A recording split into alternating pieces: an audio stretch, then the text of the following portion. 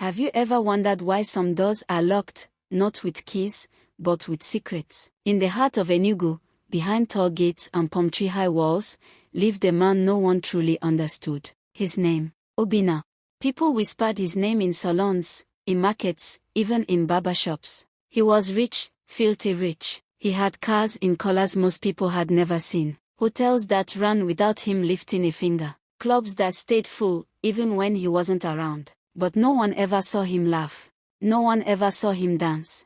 And when the sun began to set, not a single soul was allowed inside his mansion. Not even his staff. Every day, they came at 8 in the morning. And every evening, they left by 6. The rule was strict. The reason, no one knew. But they all noticed one thing, a heavy wooden door at the end of the hallway, always locked, always silent, and always cold to the touch. Some said it led to a treasure. Others whispered it hid a curse. But Obinna never spoke about it. He lived like a shadow in his own home. Children were told not to walk past his house at night. Neighbors claimed they heard sounds, soft cries, strange music, whispers that didn't belong to any living soul. But the police, they never investigated. Nobody dared.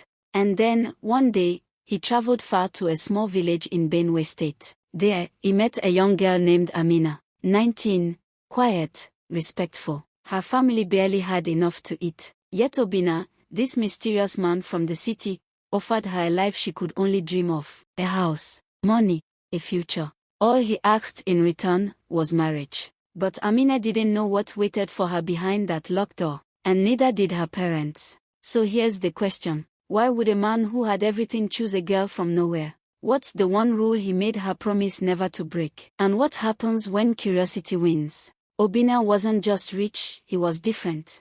The kind of man whose presence made people sit up straight. He spoke softly, but everyone listened. His clothes were always clean, his shoes polished like mirrors. Even his scent, a strange mix of old wood and something sweet, lingered long after he walked past. In Enugu, people called him the king without a crown. No one knew where his money came from. Some believed he owned oil wells. Others said he was into real estate. A few even thought he had foreign investors. But nobody had proof. And Obinna, he never explained. He lived alone in a gigantic mansion on the edge of the city. The house itself was beautiful, tall glass windows, carved wooden doors, red tiles that shone under the sun.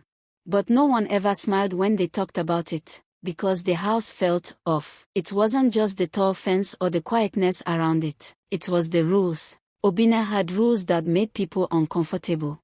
His workers could only come in the morning and had to leave before dark. No sleepovers. No late-night shifts. No visitors unless he invited them himself. The kitchen staff cooked meals but never served them. Once the food was done, it was left on a tray outside his room. And then there was the locked door. At the end of the hallway, just before the stairs that led to his private quarters, stood a tall wooden door with carvings no one could read. It was locked at all times. Even the cleaners weren't allowed near it. One time, a cleaner tried to open it by mistake, thinking it was a closet. The next day, she was gone, fired without a word. Whispers about the door grew louder. Some said it was where he kept his true identity. Others joked that maybe Obinna wasn't fully human. That behind the door was a shrine, or a coffin, or something that moved at night. But they were just stories, until a night guard claimed he saw it open, just for a second. He didn't last long after that. Found shaking in fear behind the compound wall, eyes wide, mouth open, but silent. Obinna didn't get angry. He just quietly hired someone new. But Obinna's secrets didn't end with his house. Every Friday, a strange black goat would be delivered to the compound. The delivery man was always the same. He wore a red cap, never spoke, and always left in silence. The goat was never seen again. Some believed it was used for sacrifice. Others thought it was part of a strange diet. But no one had proof. Yet even with all these strange happenings, women still dreamed of marrying him. He had charm, presence, and most importantly, money. Girls competed in beauty contests, prayed in church, and begged prophets for a vision that would link their future to his. But he never showed interest. Instead, he kept to himself, drove alone, ate alone, slept alone. He rarely attended parties or community events.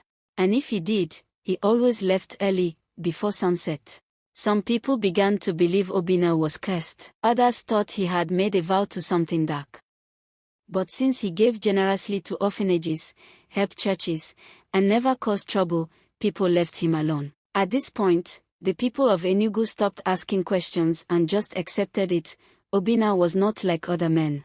But what they didn't know was that he had a plan. He had been watching Amina's village for months, sending drivers with gifts to local chiefs, helping fix roads, donating money to churches. People thought he was just generous, but he was preparing for something. And it began with a girl who had no idea what kind of man had chosen her. In a small, dusty village in Benue State, where water was fetched from the stream and the air smelled of earth after rain, lived a girl named Amina. She had just turned 19. She was slim, with dark skin that glowed in the sun, and a smile that made even elders pause. But her beauty was not what defined her. Amina was quiet, respectful, always the first to greet elders. The kind of girl who washed dishes before being asked and helped her mother without complaints. Her dream was simple, to go to nursing school and help people. But dreams cost money.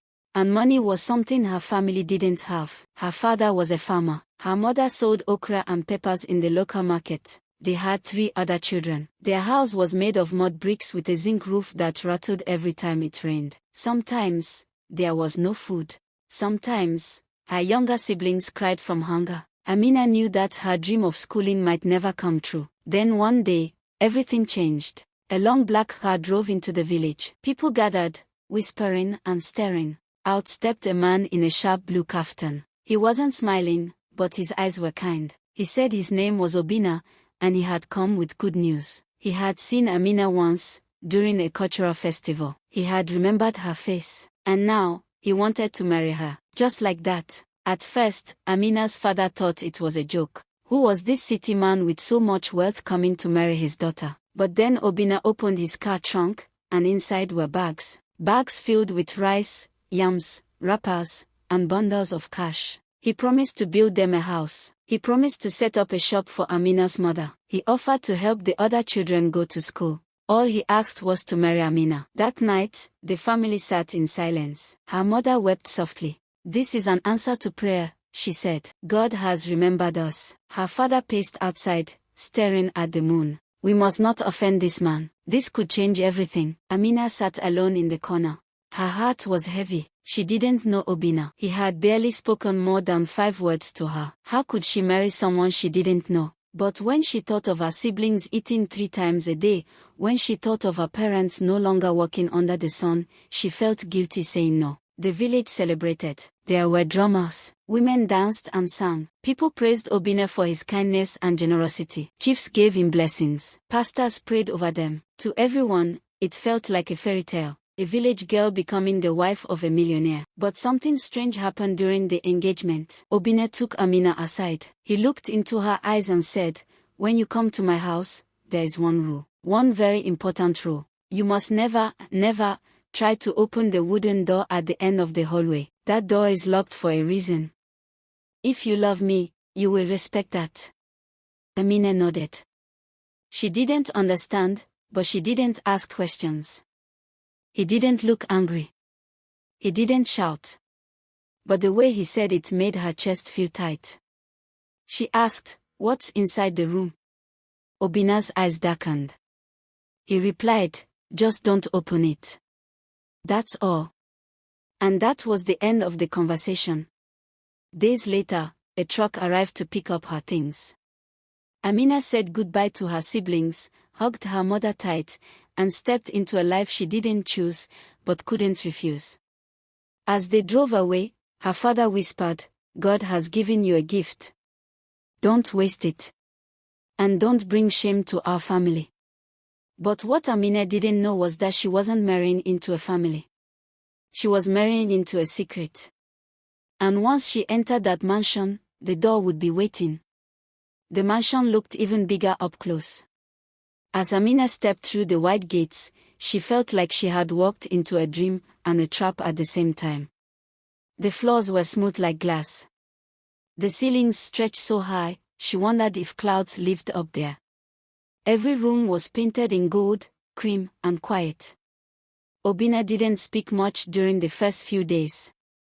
He told her to rest, explore the house, and enjoy her new life. But he repeated the rule, "Don't go near the door at the end of the hallway." The staff treated her with respect, calling her madam. They cooked for her, cleaned after her, and even helped pick out her clothes. But just like before, they all disappeared by 6 p.m. sharp. Every evening, the house became quiet.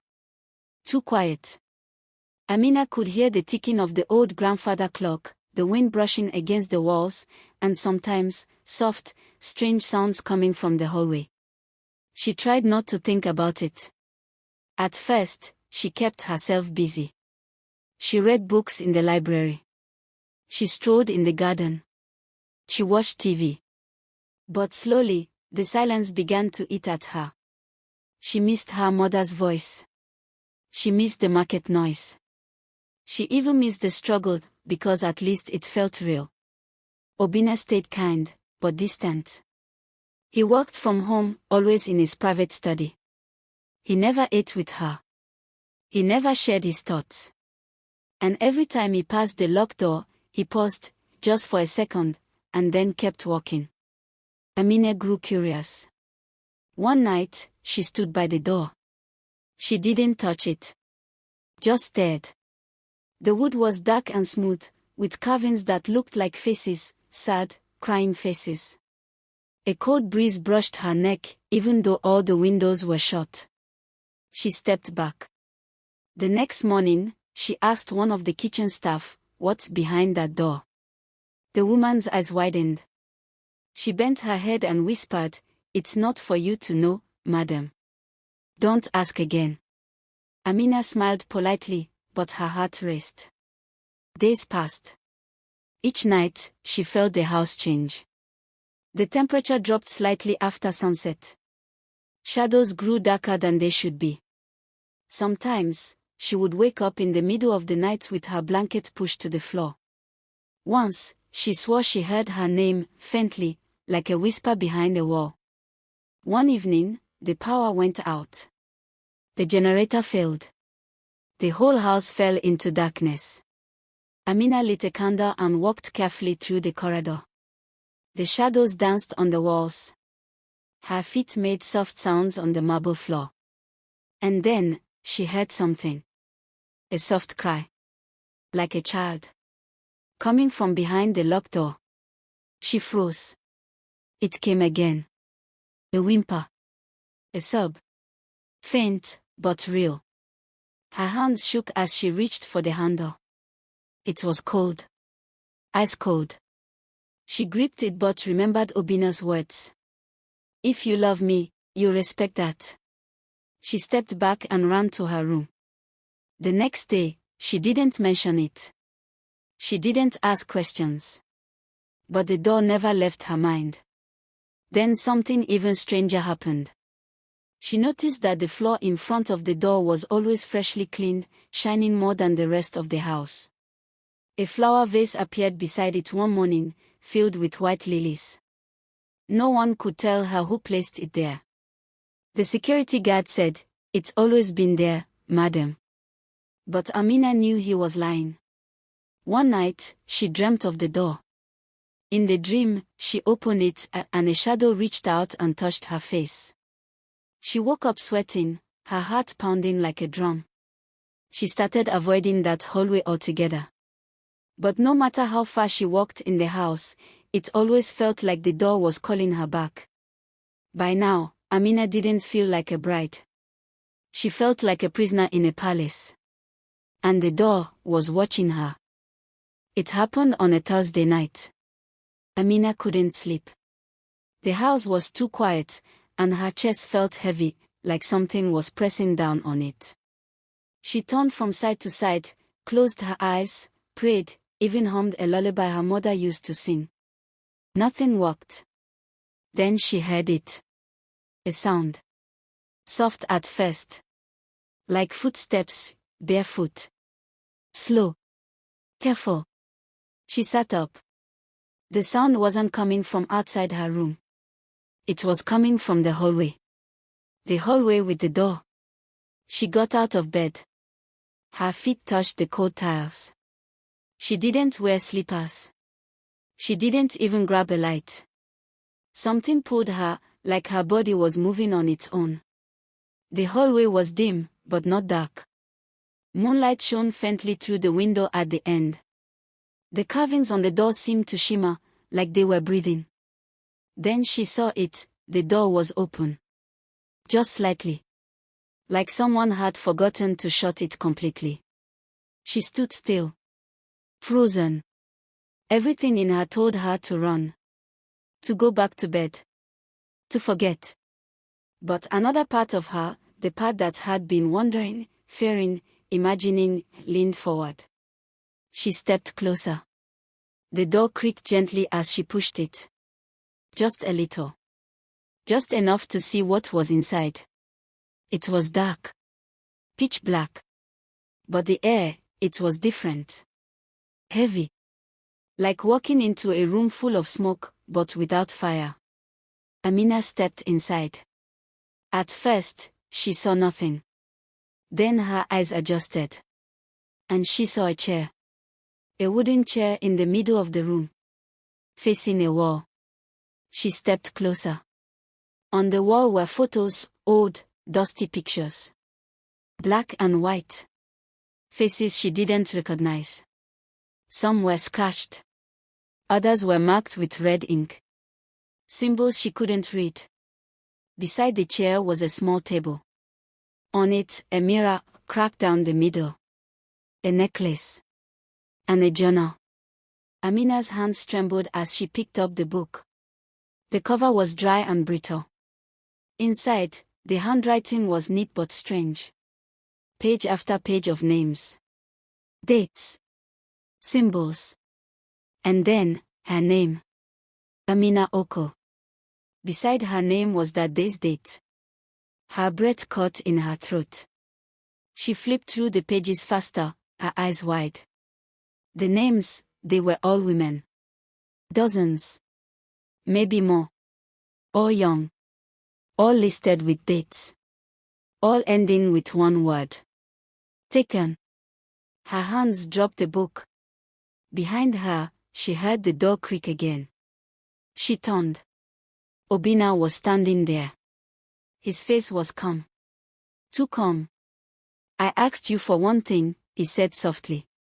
One thing. Amina stepped back, her heart pounding like a drum. What is this? Who are these women? Obinna didn't answer. He walked slowly into the room, his footsteps silent on the floor. This room is not for the living, he said. It's for memory. For balance. I don't understand, she whispered. You wanted to marry me. You gave my family everything. Why? I was hoping you would be the one who didn't open it. That you could live beside the secret and never seek it. That maybe, just maybe, the cycle could end. Her tears fell fast. What cycle? What have you done? Obinna looked older now. His voice dropped. They say a curse dies when forgotten. But I have never been allowed to forget. She screamed. Ran. Pushed past him and out of the room. The hallway felt longer now. The lights flickered. Shadows danced along the walls. She heard whispers, loud, angry, pleading. She reached her room. Locked the door. Sat in the corner and cried until dawn. In the morning, everything looked normal. The staff arrived. The sun rose. Birds sang.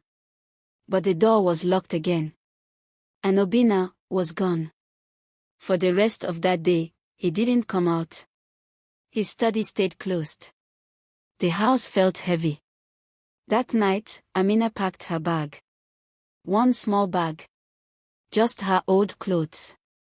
She didn't want the jewelry. Not the dresses. Not the life. She walked quietly to the front gate. But it wouldn't open. It was locked. From the outside. She was trapped.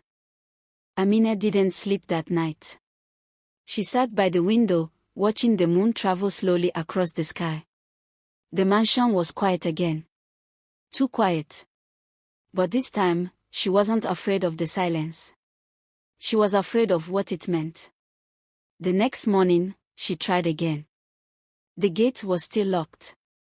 No one answered her calls. The staff acted normal, but she could see it in their eyes. They knew something had changed. Something inside the house had shifted. She stopped eating. She barely spoke. She walked like a ghost from room to room, hoping Obinna would appear. But he didn't. Not for 2 days. Then, on the third day, a note appeared under her door. Come to the room. Alone. Midnight. She almost didn't go. But at midnight, her feet moved again. Down the hallway.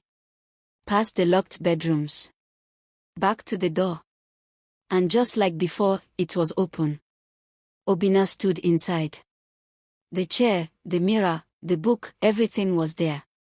He looked tired. Pale. His voice was no longer calm. It was soft and breaking. I was cursed, he said. Many years ago.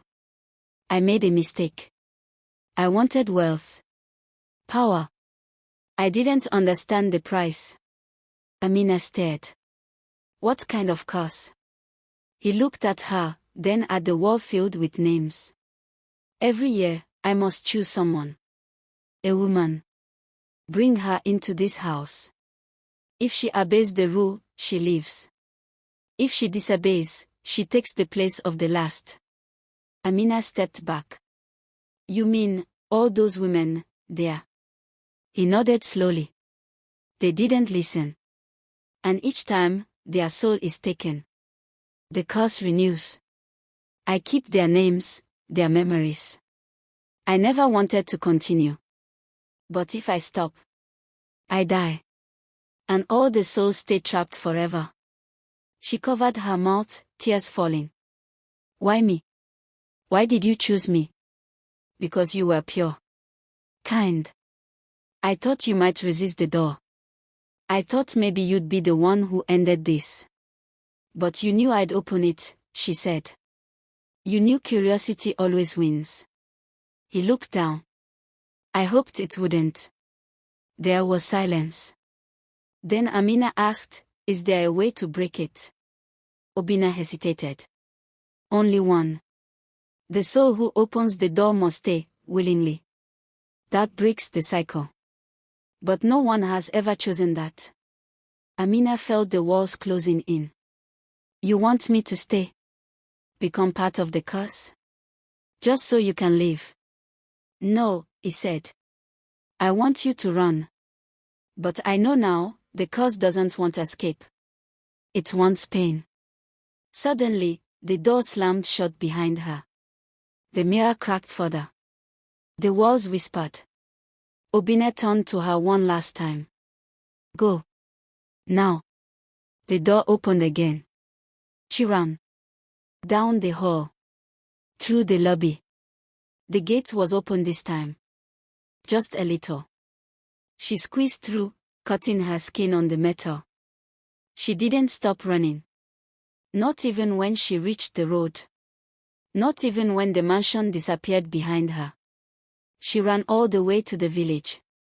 When she arrived, her clothes were torn. Her face was dusty. But her heart was still beating. Her family wept when they saw her. They had thought she was dead. The gifts from Obinna had stopped. The money never came. The house he promised was never finished. She didn't explain. She just cried in her mother's arms. Months passed. Amina never spoke about the mansion. But she changed. She stopped wearing bright colors. She walked carefully, like someone always watching behind her. One day, someone brought news: Obinna had vanished. His mansion had been abandoned. The gate rusted. The windows shattered. But some nights, people passing by swore they heard voices inside. Crying. Whispering. And once, a child swore she saw a girl in a white dress standing at the window, looking out. They said the mansion was cursed. But Amina knew the truth. She knew some doors should never be opened. No matter how curious you are. No matter how beautiful the house is. No matter how kind the man seems. Because behind some doors is a price. And once you pay it, there's no refund. If you enjoyed this story, don't forget to like the video, share it, and subscribe for more unforgettable folktales.